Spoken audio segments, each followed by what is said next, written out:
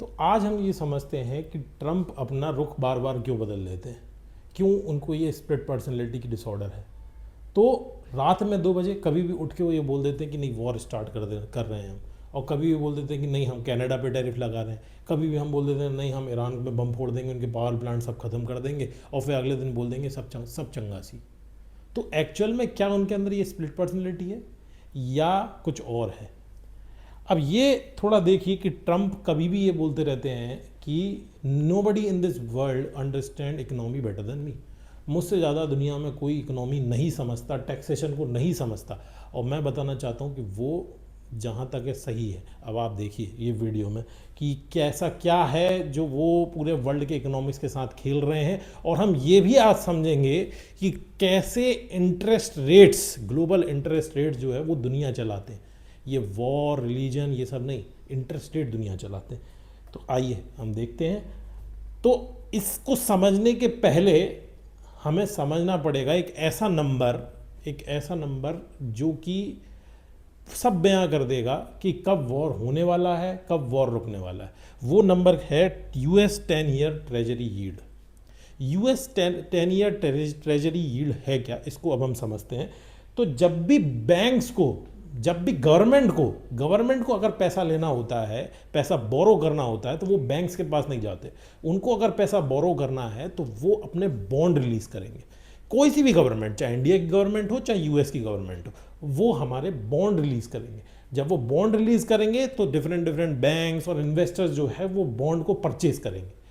Bonds को जैसे ही purchase करेंगे तो उसके बदले में गवर्नमेंट उनको इंटरेस्ट पे आउट करेगी, और जिस इंटरेस्ट पे वो पे आउट होता है उसको बोलते हैं यूएस ट्रेजरी बॉन्ड यील्ड। तो अब ये यूएस ट्रेजरी बॉन्ड यील्ड जो है वो एक बहुत ही शानदार नंबर है जो कि पूरी इकोनॉमिक्स दुनिया की बताता है। क्योंकि यूएस ट्रेजरी बॉन्ड यील्ड दुनिया की सबसे सेफेस्ट एसेट मानी जाती है। क्यों मानी जाती है सबसे ज़्यादा सेफेस्ट एसेट? क्योंकि पूरी दुनिया डॉलर फॉलो करती है। जो भी इंपोर्ट एक्सपोर्ट पूरे वर्ल्ड में हो रहा है वो डॉलर में हो रहा है, और इस डॉलर का अभी तक कोई चैलेंज नहीं है। तो इसलिए ये माना जाता है कि यूएस गवर्नमेंट को अगर हमने अपना पैसा दे रखा है तो that is the safest investment. तो अभी इस वक्त जो यूएस ट्रेजरी बॉन्ड यील्ड है वो रिटर्न दे रही है अराउंड 4.6%, और पिछले कुछ डिकेड्स में ये सबसे ज़्यादा है 4.6%। अब आप ये समझिए कि जब यूएस जैसे सेफेस्ट इन्वेस्टमेंट, दुनिया के सेफेस्ट इन्वेस्टमेंट में आपको 4.6% रिटर्न मिल रहा है, तो आप रिस्कियर मार्केट में क्यों पैसा लगाओगे रिस्कियर मार्केट में? To get more returns. To get more returns, obviously yes. तो आप अलग, जैसे इंडिया है, इंडिया में पैसा क्यों लगाओगे? इंडिया में पैसा इसलिए लगाओगे ताकि आपको उससे ज़्यादा रिटर्न मिले। You should be compensated for the risk you are taking. उस कंपेंसेशन में कितना ज़्यादा रिटर्न मिल सकता है वो आपको देखना। तो इंडिया में थोड़ा स्टेबल है तो ठीक है, उससे यूएस गवर्नमेंट से थोड़ा ज़्यादा। अगर मैं अफ्रीका में पैसा लगाऊंगा, किसी ऐसे नेशन में जहाँ पर पॉलिटिकल इंस्टेबिलिटी बहुत ज़्यादा है, तो मुझे वो रिस्क का कंपेंसेशन ज़्यादा चाहिए। तो मुझे वहाँ पर अगर गवर्नमेंट को पैसा देना है तो मुझे वो 4.6% से ज़्यादा पैसा चाहिए, रिटर्न चाहिए, तभी मैं लगाऊंगा उस गवर्नमेंट के बॉन्ड में पैसा। ठीक है, तो अब इस तरीके से ही पूरी दुनिया चलती है, सारा कैपिटल इसी रास्ते से फ्लो होता है। तो ये बेंचमार्क है 4.6%। अब आप समझिए कि कैसे ये रेट पूरी दुनिया की इकोनॉमी बदलता है। तो जैसे ही ये 4.6% बढ़ेगा, अगर बढ़ा तो क्या होगा भाई, इंडिया जैसी कंट्री और बाकी सारी कंट्रीज को भी अपने इंटरेस्ट रेट बढ़ाने पड़ेंगे। क्यों इंटरेस्ट रेट बढ़ाने पड़ेंगे? क्योंकि अगर वो इंटरेस्ट रेट नहीं बढ़ाएंगे तो जो उनके इन्वेस्टर्स हैं वो पैसा वापस खींच लेंगे, वापस पैसा खींच के वो यूएस में पैसा डाल देंगे। तो इसलिए यूएस से ज़्यादा रिटर्न्स इंडिया की बॉन्ड यील्ड और इंडिया के जो फाइनेंशियल इंस्ट्रूमेंट्स हैं उनको पैसा देना पड़ेगा, ताकि यूएस के वो जो इन्वेस्टर्स हैं उनको होल्ड कर सके। अगर ऐसा नहीं हुआ तो रुपया जो है वो लगातार सेलिंग झेलेगा और लगातार गिरता जाएगा। अब आरबीआई को इस इंटरेस्ट रेट को बढ़ा के रखना पड़ेगा, तो अगर ये इंटरेस्ट रेट बढ़े रहेंगे तो आपका एफडी का इंटरेस्ट बढ़ेगा। अगर आपका एफडी का इंटरेस्ट बढ़ा है तो जो आपके होम लोन है उस होम लोन की ईएमआई भी बढ़ेगी। क्यों बढ़ेगी होम लोन की ईएमआई? क्योंकि सीधा सा कंसेप्ट है कि अगर एफडी पे ज़्यादा रिटर्न में अगर वो दे रहे हैं, बैंक्स दे रहे हैं, तो उनको कमाना भी तो है। उसको कमाने के लिए वो कहाँ से कमाएंगे? वो लोन की ईएमआई से बढ़ाएंगे, तो आपकी होम लोन की ईएमआई भी बढ़ जाएगी। तो कैसे यूएस बॉन्ड यील्ड का बढ़ना आपके घर की ईएमआई बढ़ा सकता है, ये यहाँ से हमें पता चलता है। अब इसके साथ एक दूसरा बॉम्ब भी फाइनेंशियल मार्केट में इस वक्त चल रहा है, वो है जापान। जापान इस वक्त न्यूक्लियर बॉम्ब बन के बैठा हुआ है और वो कभी भी फट सकता है। और आप ये समझ लीजिए कि चिंगारी ऑलमोस्ट लग चुकी है। तो क्या हो रहा है? तो हमेशा से इन्वेस्टर जो है वो जापान की तरफ देखते थे कि वहाँ से हमें सस्ता लोन मिल सकता है। क्यों? क्योंकि जापान में इंटरेस्ट रेट ज़ीरो रहते हैं, ज़ीरो या नेगेटिव, आपको पता ही है। तो अगर लिटरली वहाँ के लोग अगर पैसा जो है वो एफडीज या जापान यील्ड में इन्वेस्ट करते हैं तो उनको नेगेटिव रिटर्न मिलता है या ज़ीरो रिटर्न मिलता है, कुछ नहीं मिलता। तो वहाँ से बोरो करना भी बहुत सस्ता है, बहुत आसान है। तो वहाँ से अगर आप बोरो करोगे तो 0% पे या 0.5% पे आपको जो है पैसा मिल जाता था। तो इन्वेस्टर्स क्या करते थे? इन्वेस्टर्स ने ये इसको अपॉर्चुनिटी की तरह देखा।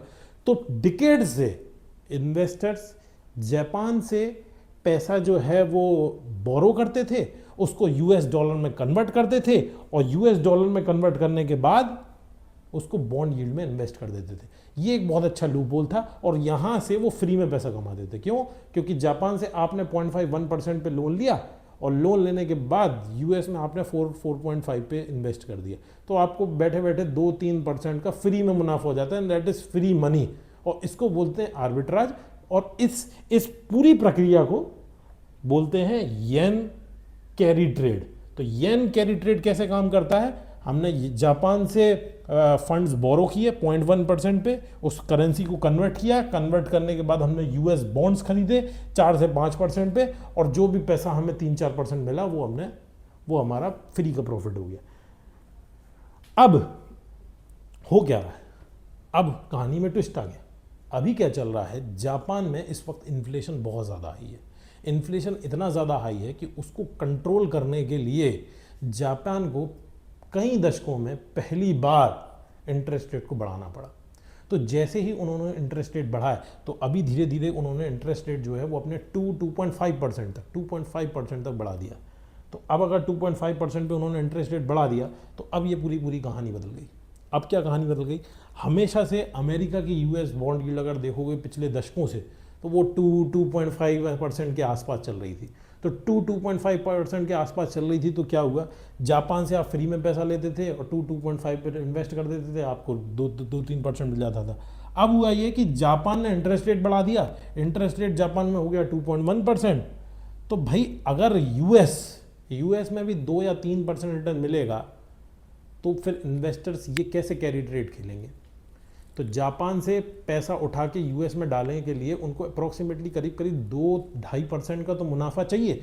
क्यों? क्योंकि उनको कन्वर्जन और ट्रांजैक्शन और बहुत सारे टैक्सेस वगैरह में भी पैसा खर्च होता है, तो उनको अप्रॉक्सीमेटली 2% का फ़ायदा तो चाहिए। तो उस 2% के स्प्रेड को उनको बना के रखना पड़ेगा।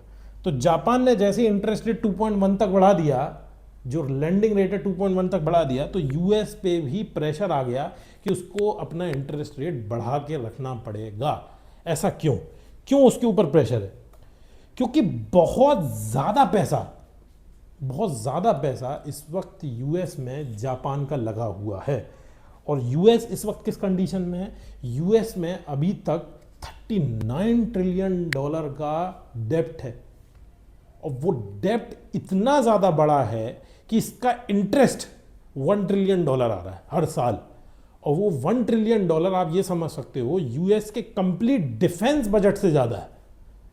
तो यूएस के कंप्लीट डिफेंस बजट में जितना यूएस खर्च करता है उससे ज़्यादा पे आउट वो अपने लोन भरने के लिए कर रहा है, और ये लोन अप्रॉक्सीमेटली 120% से भी ज़्यादा है उसके जीडीपी से।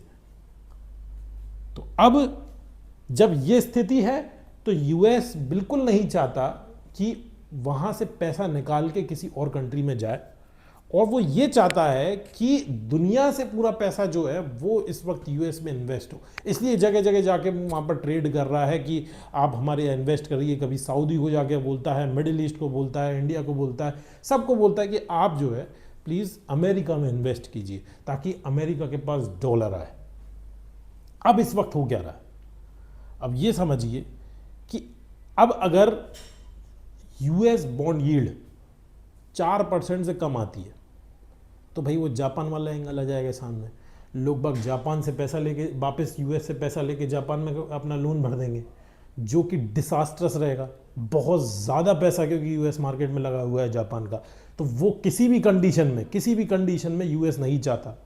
और सिमिलरली अब दूसरी तरफ देखो, अगर यूएस अपना इंटरेस्ट रेट बढ़ाता है तो लेट से यूएस ने अपना इंटरेस्ट रेट 4.7 4.8 से बढ़ा के 5% तक कर दिया, तो होगा क्या, जब आप इंटरेस्ट रेट बढ़ाते हो तो इकोनॉमी जो है वो स्लो डाउन कर जाती है।